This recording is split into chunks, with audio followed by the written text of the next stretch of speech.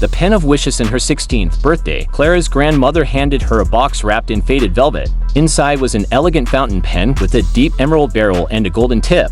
"This pen is special," her grandmother said, her voice low and serious. "Anything you write with it will come true. But remember, every wish has its price." Clara laughed, thinking it was just another one of her grandmother's whimsical stories. Still, the pen felt cool and powerful in her hand, and she tucked it into her bag. Later that night, curiosity got the better of her. Sitting at her desk, Clara uncapped the pen and let its tip glide across a blank notebook. "I wish for the rain to stop." The ink shimmered on the page, and she glanced out the window. To her astonishment, the downpour that had been raging all evening suddenly ceased. The air stilled, leaving behind a quiet so profound that Clara's heart raced. The pen was real. Over the next few days, Clara couldn't resist testing its limits. She wrote small wishes at first, acing her history test, fixing her broken bike, making her favorite cookies appear in the pantry. Each wish came true as effortlessly as the ink flowed from the pen. But soon, small wishes weren't enough. One evening,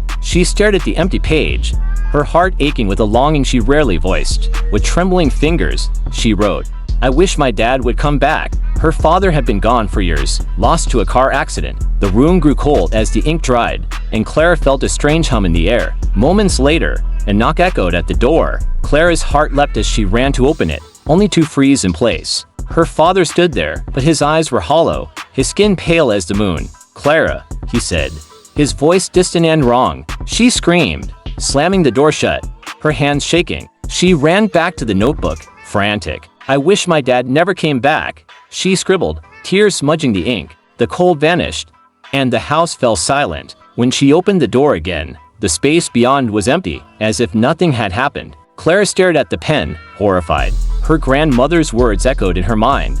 "Every wish has its price." From that day on, Clara kept the pen locked away, afraid of what it might demand the next time she used it. But late at night, when the house was quiet and her heart was heavy, she found herself wondering, what would she write next? If she dared,